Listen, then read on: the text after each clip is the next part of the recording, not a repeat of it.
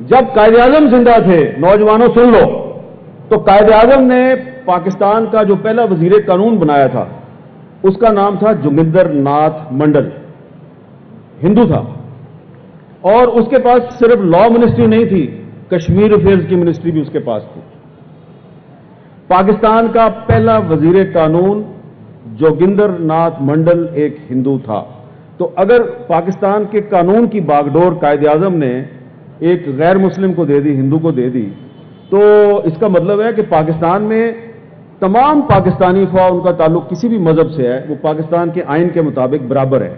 तो अगर मेरे भाई महेश कुमार को कोई अभी भी समझते हैं कि इस आइन को बेहतर बनाने की गुंजाइश है और वो या समझते हैं कि उनको इक्वलिटी नहीं मिल रही, बराबरी नहीं मिल रही, तो इनके जो नुमाइंदे हैं गैर मुस्लिम पाकिस्तानी, मैं उनको अकलियत वाला नहीं कहता, ना ही मैं उनको माइनॉरिटी कहता हूं, गैर मुस्लिम पाकिस्तानी है, एक मुसलमान पाकिस्तानी है और गैर मुस्लिम पाकिस्तानी है। वो जो नुमाइंदे हैं उनको भी आवाज बुलंद करनी चाहिए और जो मुसलमान नुमाइंदे हैं उनको भी आवाज बुलंद करनी चाहिए असेंबली में। और पॉलिटिकल पार्टीज जो जमहूरियत की और आइन की बात करती हैं, खास तौर पे 3 बड़ी पार्टियां, तहरीक-ए-इंसाफ, मुस्लिम लीग नून और पीपल्स पार्टी, इनको आइन में कानून साजी करनी चाहिए कि जिससे कि महेश कुमार का शिकवा दूर हो जाए। अगर कायदे आजम की जिंदगी में एक हिंदू पाकिस्तान का वजीर कानून बन सकता है, तो शहबाज शरीफ के दौर में कोई हिंदू पाकिस्तान का वजीर कानून क्यों नहीं बन सकता? आपकी जो कॉलेज और स्कूल की जो किताबें हैं उसमें पूरा सच नहीं है। अब पहले अफसा कोमल ने मुझे ईस्ट पाकिस्तान का सवाल किया, अब आप कर रहे हैं। देखो, जो हिस्ट्री है ना, हिस्ट्री वो ये बताती है कि पाकिस्तान बंगालियों ने बनाया और उनके साथ उनकी आवाज में पहली आवाज सिंधियों ने मिलाई। मुस्लिम लीग जो है, ऑल इंडिया मुस्लिम लीग 1905 में किधर बनी? ढाका में बनी, ठीक है। All India Muslim league Dhaka में बनी। मुस्लिम लीग की पहली हुकूमत कहां पे आई? बंगाल में 1937 में। कौन बना यूनाइटेड बंगाल का वजीर आजम? कौन बना? ए.के. फजलुल हक। ए.के. फजलुल हक कौन था?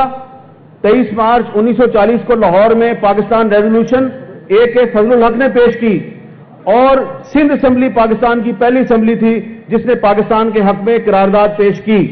तो पाकिस्तान की तहरीक का आगाज बंगालियों ने किया, उनको सबसे पहली सपोर्ट सिंध ने दी और उसके बाद पाकिस्तान का मामा और चाचा और ताया कोई और बन गया और उन्होंने पाकिस्तान तोड़ दिया। और पाकिस्तान तोड़ के कहा, ओहो बंगाली बड़े गद्दार थे। ओ भाई, अगर बंगाली गद्दार थे तो उन्होंने मुस्लिम लीग ढाका में क्यों बनाई? उन्होंने, और हुसैन शहीद सोहरवर्दी साहब जो है, फजलुल हक साहब के बाद हुसैन शहीद सोहरवर्दी साहब जो हैं वो प्राइम मिनिस्टर बने और हुसैन शहीद सोहरवर्दी साहब जो हैं उनके खिलाफ इतनी गंदी साजिश हुई कि अगर आप उनकी किताब पढ़े ना, बेगम शाइस्ता करामुल्लाह साहब ने जो उनकी किताब, उनकी बायोग्राफी लिखी, आपको आपकी आंखों में आंसू आ जाएंगे कि एक आदमी जो कि जिसने 1946 में करारदाद दिल्ली पेश की और कहा कि जी 23 मार्च 1940 को आपने सिर्फ ये जो पंजाब, सिंध, सरहद, बलोचिस्तान इनका मुल्क बनाने की बात की थी, तो अब आप बंगाल को भी इसमें शामिल करें। बंगालियों ने खुद अपने आप को शामिल किया पाकिस्तान में। उस लीडर को जो फाउंडर्स ऑफ पाकिस्तान, बानियाने पाकिस्तान में शामिल है, वो जब माइग्रेट, क्योंकि वो ढाका से, वो कलकत्ता से इलेक्ट हुए थे, वो कलकत्ता के मेयर थे, उनकी कॉन्स्टिट्यूएंसी इंडिया में रह गई। जब वो पाकिस्तान आए तो उनको पाकिस्तान से निकाल दिया गया, वापस चले जाओ यहां से, इसलिए कि आप गद्दार हैं। लिहाजा वो मुस्लिम लीग छोड़ी, उन्होंने अवामी लीग बनाई।